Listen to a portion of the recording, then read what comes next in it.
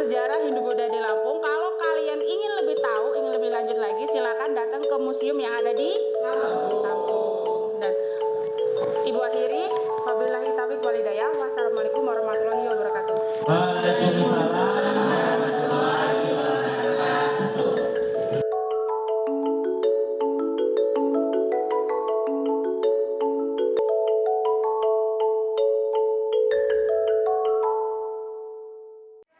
Assalamualaikum warahmatullahi wabarakatuh. Tapi pun, perkenalkan nama aku Farid. Oke, karena tadi kita habis belajar tentang sejarah, aku mau mengajak kalian untuk mengenang kembali tentang masa lalu. Tapi bukan mantan ya. Daripada kalian penasaran, yuk ikuti aku. Oke guys, sekarang aku sudah berada di depan Museum Lampung nih.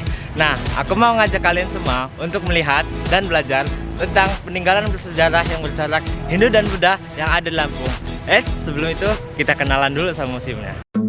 Museum ini berada di Jalan Haji Zainal Abidin, Pagar Alam, nomor 64, Gedung Meneng, Bandar Lampung. Museum Lampung diresmikan pada tanggal 24 September 1988 oleh Menteri Pendidikan dan Kebudayaan Republik Indonesia, Profesor Dr. Fuad Hasan. Oke guys, aku sekarang sudah berada di depan pintu masuk Museum Lampung.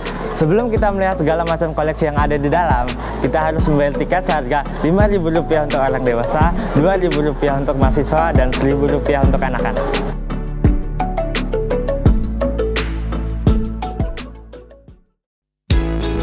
Di zaman Hindu-Buddha, Lampung adalah daerah yang termasuk kekuasaan dari Kerajaan Sriwijaya yang pada saat itu berpusat di Palembang.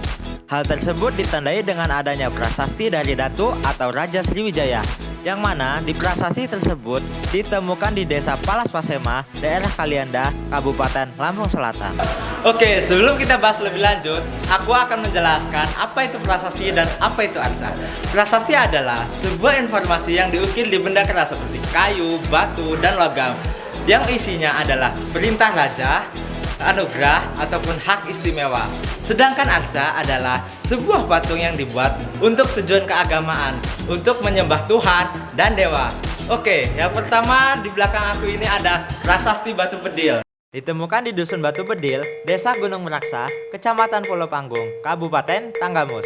Batu ini terdiri atas 10 baris dengan huruf tipe Jawa kuno yang berbahasa Sangsakerta pada akhir abad ke-9 atau awal abad ke-10 Masehi. Oke, selanjutnya kita bahas prasasti Palas Pasema.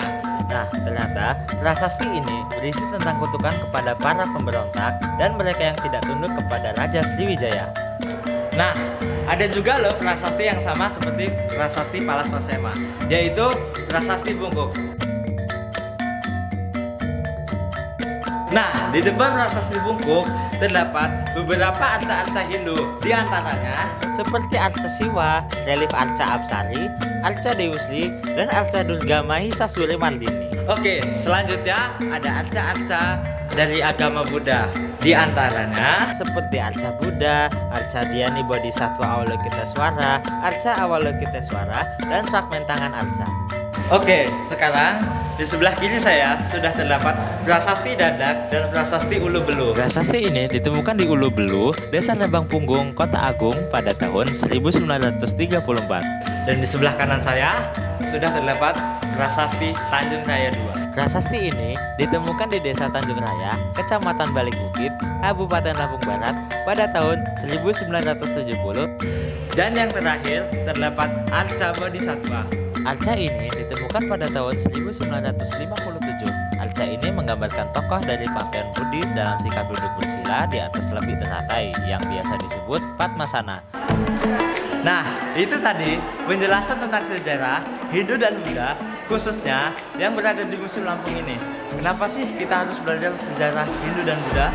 Karena Hindu dan Buddha merupakan agama yang penyebarannya pertama kali di Nusantara dan juga memberikan contoh kebudayaan kepada masyarakat di Nusantara seperti kerajaan, candi, arca, dan prasasti.